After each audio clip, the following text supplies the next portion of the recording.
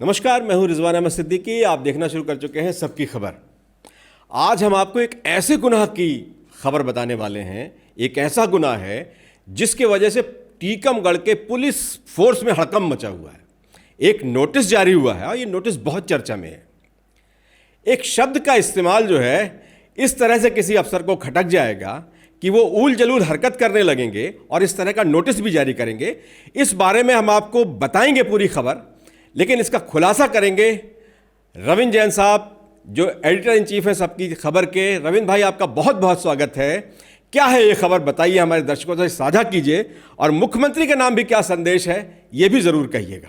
एक पुलिस अधीक्षक किस तरह पूरे पुलिस फोर्स का मजाक उड़ा सकते हैं, अब मैं आपको स्क्रीन पे एक नोटिस दिखाने वाला हूं। और ये नोटिस जारी किया है जो टीकमगढ़ के पुलिस अधीक्षक है मनोहर मंडलोई। मनोहर मंडलोई के बारे में ये कहा जाता है कि ये अधिकारी कम बाबू ज्यादा हैं, और ये दरअसल ये अभी पिछले महीने ट्रेनिंग पे गए थे। जब ये ट्रेनिंग से लौट के आए तो इनको पता चला, क्योंकि जब ये ट्रेनिंग पे गए थे तो मध्य प्रदेश सरकार ने इनके स्थान पर 18 बटालियन सीपी के जो कमांडेंट है आलोक कुमार, उनको एसपी टीकमगढ़ बना दिया था। अब एसपी टीकमगढ़ के बाकायदा आदेश निकले थे, राज्य सरकार ने निकाले, पुलिस मुख्यालय ने निकाले, तो निश्चित तौर पे जिसको चार्ज दिया वो एसपी ही लिखेगा। वहां के फोर्स के लोगों ने भी एसपी लिखा। लेकिन जब ये मनोहर मंडलोई जी वापस लौटे तो इन्होंने एक नोटिस जारी किया है, जरा स्क्रीन पे देखिए आप। नोटिस उन्होंने आरआई से लेके पूरे पुलिस महकमे को जारी कर दिया जिले के, कि मेरी अनुपस्थिति में आपने प्रभारी जो एसपी थे उनको आपने एसपी क्यों लिखा, प्रभारी एसपी क्यों नहीं लिखा। अरे हमने इस नोटिस को तमाम बड़े अधिकारियों को भेजा, हर अधिकारी हंस रहा है, मजाक उड़ा रहा है कि कैसे कैसे लोगों को आपने एसपी बना दिया है। आप सोचिए, ये जो मनोहर मंडलोई है, इन्हें कानून की जानकारी नहीं है, इन्हें पता ही नहीं है कि जब आप जाएंगे छुट्टी पे तो जो व्यक्ति आएगा वो एसपी ही तो कहलाएगा। आज आप सोचिए कि यदि राज्य शासन ने आदेश जारी किया है, बाकायदा पुलिस मुख्यालय उन्होंने एसपी बनाया है, चार्ज दिया है एसपी का, तो वो एसपी लिखेगा, प्रभारी एसपी क्यों लिखेगा। हाँ, यदि एडिशनल एसपी होते और यदि एसपी की नियुक्ति नहीं होती और वो यदि एसपी का काम देखते तो वो प्रभारी एसपी कहलाते। लेकिन चूंकि वो एक आईपीएस अधिकारी आलोक कुमार, वो 18 बटालियन में बाकायदा कमांडेंट है, उन्हें 1 महीने के लिए टीकमगढ़ भेजा गया एज एसपी, तो वो एसपी लिखेंगे। लेकिन ये जो टीकमगढ़ के एसपी हैं मनोहर मंडलोई, वाकई मुझे ऐसा लगता है ना कानून की जानकारी है, ना नियमों की जानकारी है। और इन्होंने जिस तरह से धमकी दी है अपने पूरे फोर्स को कि आप मुझे तत्काल बताइए वरना मैं एक तरफा कार्रवाई कर दूंगा। क्या कार्रवाई कर देंगे आप भाई? यदि आलोक कुमार को उन्होंने एसपी लिख भी दिया है तो कितना बड़ा अपराध कर दिया जिसके लिए ये नोटिस जारी हुआ है। तो ये जो नोटिस है भाई, मजाक उड़ रहा है इस समय पूरे टीकमगढ़ में, पूरे मध्य प्रदेश में, जहां जहां जो ये पढ़ रहा है, ऐसा लगता है कि किसी अनपढ़ व्यक्ति को एसपी बना दिया गया हो, या ऐसे व्यक्ति को एसपी बना दिया है टीकमगढ़ का जिसको नियम कानून की जानकारी ही नहीं है। जी रिजवान भाई, बिल्कुल है। इतना ईगो, इतना अहम और इतने कुंठा, फ्रस्ट्रेशन दिखता है उनका। 1 महीने के लिए गए थे, ट्रेनिंग लेने गए थे, कुछ अच्छा सीख के आते, लेकिन सीखा आपने स्टाफ को, मातहत स्टाफ को क्या सिखा रहे हैं।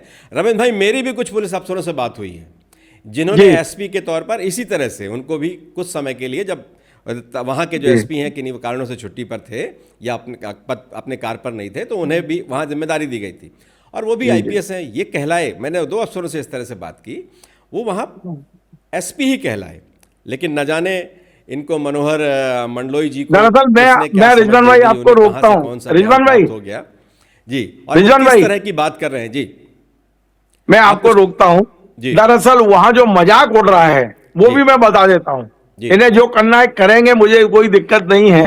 एक ग्रुप बना हुआ है वहां पुलिस अधिकारियों का और पुलिस कर्मचारियों का, उस ग्रुप में इस एसपी का जो मजाक उड़ रहा है ना, वो मैसेज मैंने पढ़े हैं, और ये कह रहे हैं कि कोई जो हर महीने कुछ वसूली आती है उसके बंटवारे को लेके कुछ झगड़े चल रहे हैं, इस तरह के मैसेज चल रहे हैं।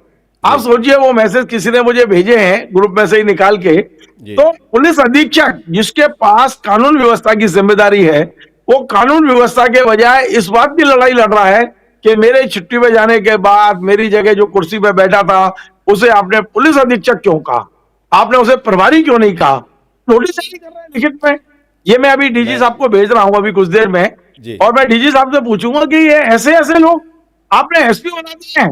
हालांकि मैं आपको बता दूं, मेरी इस खबर के बाद में अब मनोहर मंडलो जी को आपने टीकमगढ़ से पूर, सामान पूर, बांध लेना चाहिए, पूर्व क्योंकि एसपी मध्य मान प्रदेश लेंगे सरकार हम। इनके काम से खुश नहीं है। मेरे को जो जी जानकारी मिली है, ना जी डीजी खुश है, ना मध्य प्रदेश सरकार का गृह विभाग खुश है इनके काम से। ये बाबूगिरी ज्यादा जानते हैं बजाय एसपी गिरी करने की। जी भाई। मैं जब ये पत्र पढ़ रहा था रविंद्र भाई, तो मैंने जी सोचा कि हो सकता है अगला नोटिस एसपी साहब ये जारी करें कि वो जो एसपी आए थे वो मेरी कुर्सी पर क्यों बैठे, उनके लिए दूसरी बगल वाली कुर्सी क्यों नहीं लगाई गई। मैं तो ये भी सोच रहा था कि अब अगला नोटिस शायद ये भी जारी होगा। और अब मुझे लगता है कि एसपी साहब को सरकार जो है इस तरह का फ्रस्ट्रेशन उनको है उसको दूर करने के लिए हो सकता है अब उनसे वो कुर्सी वापस ले लें, जिस कुर्सी से उन्हें इतना मोह हो गया। जबकि उनका भी आदेश जब हुआ होगा तो उसमें यही लिखा होगा अस्थायी रूप से आपको वहाँ भेजा जाता है, परमानेंट तो भेजा नहीं जाता किसी को कि आपके वहाँ पट्टा लिखा दिया गया, आप जीवन पर्यंत आप वहीं के एसपी रहेंगे। लेकिन न जाने क्या सोच है इनकी, कैसी सोच है। और रविंद्र भाई, आपने हमारे इस महत्वपूर्ण मामले में हमारे से चर्चा की, आपका बहुत बहुत धन्यवाद। तो थैंक यू, एसपी थैंक साहब, यू, धन्यवाद। अपने ही साथी को, अपने ही एक आईपीएस साथी को आप बर्दाश्त नहीं कर पा रहे हैं और उसका नतीजा ये है कि आप, वो कहते हैं ना खिसियानी बिल्ली खम्बा नोचे, आप सारे खम्बे नोचने पर आमादा हैं। पुलिस में काम बहुत तनाव में होता है, आपके मातहत बहुत तनाव में काम करते होंगे, आप भी तनाव में होंगे, लेकिन तनाव कम करने की कोशिश करने के बजाय ये जो तनाव बढ़ाने की हरकतें हैं, जाहिर है ये जाहिर करता है कि आपको फील्ड में तो नहीं रहना चाहिए।